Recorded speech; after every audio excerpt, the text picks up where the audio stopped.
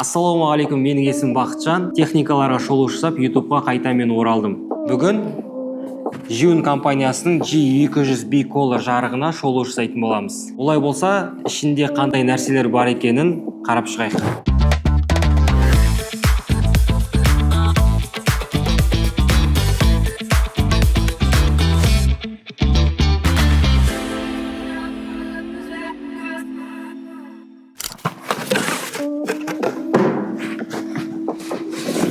Коробкасынан шығарғаннан кейін дәл осындай әдемі қатты кейста болады. Кез келген жарықта болатын рефлектор. Одан кейін жарықтың өзі дәл осындай кішкентай пульлері бар. Мына жерде проводы. Екіншісі дәл мынандай пульті. Екі кнопкасы бар мына жерде бұрайтын. Яғни біреу жарықты күшін өзгертетін болса, екіншісі баланс белгілерін өзгертеді. Және пультінде де пульлері бар. Дәл осындай екіге бөлінген. Былай қарап отырсақ, жарық өте компактный, кішкентай. Міне көріп тұрғаныңыздай дәл осындай көлемде. Жиун компаниясы Қытай мемлекетінің бренді деп айтсақ болады. Қазақстанда көбі біледі, ол компания камераларға стедикам, яғни стабилизаторлар шығарған. Кейін осы 1-2 жылдықта бұлар жарыққа қатты көңіл бөлуде және прогресс жасауда. Яғни мощный жарықтарды кішкентай көлемге орналастыруда. Әдеттегі стандартты жарықтар дәл осындай үлкен болатын болса размері, ал бұл міне көріп тұрғаныңыздай кішкентай көлемде екі бөлігін қосқанның өзінде дәл осындай кішкентай орын алады. Яғни әдеттегі жарық мынандай орын алатын болса, ол кішкентай мынандай орын алады. Жалпы Жиун компаниясы дәл осындай мощный жарықтарды кішірейту арқылы адамдарға қолдануға ыңғайлы қылу үстінде. Мысалға, мына жарықтың өзі мынандай болып тұратын болса, оның екіншісі пульті, төменде өзіңіз қалағанша өзгерте бересіз. Және де телефонға приложение бар, сол арқылы өзіңіз қалағанша өзгерте берсеңіз болады. Бұл айтқанда өте ыңғайлы. Міне жарықты құрдық. Дәл осындай бірінші жарықтың өзі жоғарыда тұратын. Одан кейін астында пульті тұрады. Екеуінде де өзінде вентиляторы бар, яғни кулері бар. Қосу үшін жай ғана мына жақта on-off деп тұр. Міне қазір қосамыз. Қазір жарық 4%-те тұр. Енді бұл жаңа айтып өткендей B-Color холодный және теплый болады. Ол үшін мына жерде CCT кнопкасын бұраймыз. Мысалға максимум 6500-ге дейін барады, холодный болады. Одан кейін ең төменгі 2700-ге дейін барады, яғни теплый болады. Кейінгісі ол бізде яғни дим деп тұрады, яғни жарықты міне қазір 100%-те тұр. Дәл осылай күшейте аламыз және төменге қарай азайта аламыз. Кейбір компанияның жарықтарында ең ыңғайсыз жері олардың жарығы 10%-тен басталады. Яғни 0-1-ден 10-ға дейін көтеріледі. Яғни 1-2 деген проценттер жоқ. Ол кей кездерде съемка жасап жатқан кезде қатты ыңғайсыздық тудырады. Жаңа айтып өткендей, бұл Жиун компаниясының 200 ваттық жарығы, яғни мощности 200 ватт, көріп тұрғандай кішкентай компактный қылып жасаған. Және бұл жерде бір скритный нәрсе бар. 200 ватт 300 ваттқа дейін көтеріледі. Яғни оны жасау үшін екі кнопканы қатарынан басамыз. Сол кезде міне 300 ваттқа көтеріледі. 4300 температураға ауысты. Бірақ кейін температураны ауыстыра бере аласыз.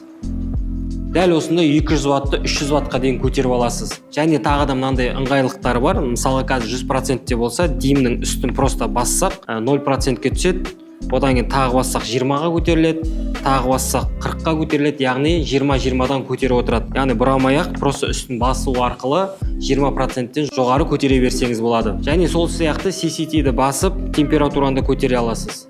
Немесе бұрау арқылы көтере аласыз. Осындай мощностьпен және компактный болғандықтан әзірге нарықта ешқандай жарық жоқ, яғни кішкентай және мощный. Жиун компаниясы соңғы уақыттары сондай компактный қылып, әрі мощный қылып жарықтар шығаруда. Олардың айтқанда прогресс, яғни революция жасауда. Міне кішігірім тест жасау үшін Жиун жарығын рисующий жарық қылып қойдық. Камераның настройкасы ISO 640-та тұр, выдержка 100-де, диафрагма 2.8 және Kelvin 5200-де тұр. Және де бұл жарықта арнайы өзінің приложениесі бар. Приложенияның аты ZY Vega деп айтылады. Соткаңызға қондырғаннан кейін дәл осылай соткамен управлять ете бере аласыз. Қазіргі жарықтың Kelvin 5600-де тұр және 50%-те тұр. Олай болса, мысалға қазір 100%-ке қоямыз.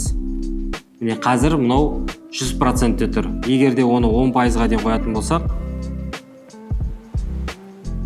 міне қазір 10%-те тұр.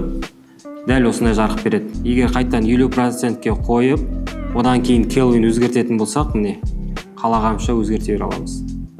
Теплый және холодный. Одан кейін мына программаның ішінде арнайы өзінің настройкалары бар. Мысалға Daytime дейді, өзі бірден сақталған настройкаға қарай аударады. Соларды басу арқылы кез келген температурада ала аласыз. Яғни дәл осылай телефон арқылы өзгерте бере аласыз. Енді кішігірім бұл жарықтың плюстері мен және минустарын айта кететін болсақ, алдымен бұның бағасы, бұл жарықтар Қазақстанда сатылымда жоқ. Примерно Қытайдан келгенде бұл жарық доставкасымен бірге 200 мың жобасында шығады. Және де басқа брендтердің дәл осындай характеристикадағы жарықтармен салыстыратын болсақ, олардың бағасы бұдан да қымбатқа келеді. Ол жарықтар B-Color болмайды. Мысалға Godox компаниясы бар. Олардың жарықтары 200 ваттықтары қымбат, және де B-Color емес. B-Color дегеніміз, яғни температурасы ауысады. Ал бұл жерде бұл B-Color және де 300 ваттқа дейін көтеріле алады. Және ең соңғы үлкен плюсы, бұл өте ықшам, компактный, жеңіл. Например, сіз выездной съемкалерде жүретін болсаңыз, сумкаңызға салып алдыңыз, кеттіңіз, бітті.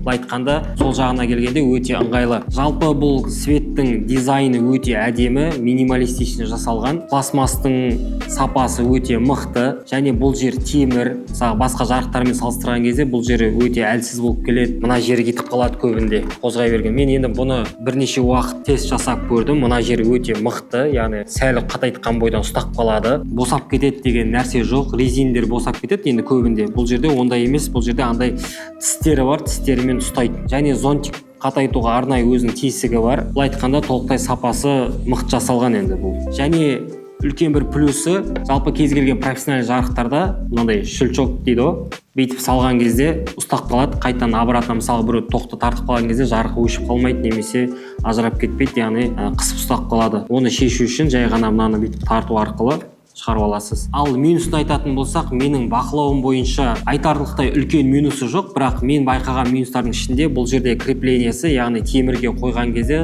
жарық, яғни қосып қойғанда ұзақ уақыт бойы қызады, қызған кезде мына жер ысып бастайды. Яғни сол жері кішігірім минус десек болады. Және бір соңғы минусы, ол біздің Қазақстанда сатылымда жоқ. Сол минус деп айтпасақ, енді басқасын тек осы жерде қызып кететіні және сол Қазақстанда сатылмайтындығы минус болып тұр. Қалған барлығы үлкен плюстер. Құрметті көрермендер, егер сізге бұл жарықты толықтай аша алсам, лайк басып қолдап қойыңыздар, төменге пікір қалдырыңыздар, достарыңызбен бөлісіңіз, менің кішігірім каналымды қазақша контентті қолдап кетіңіздер.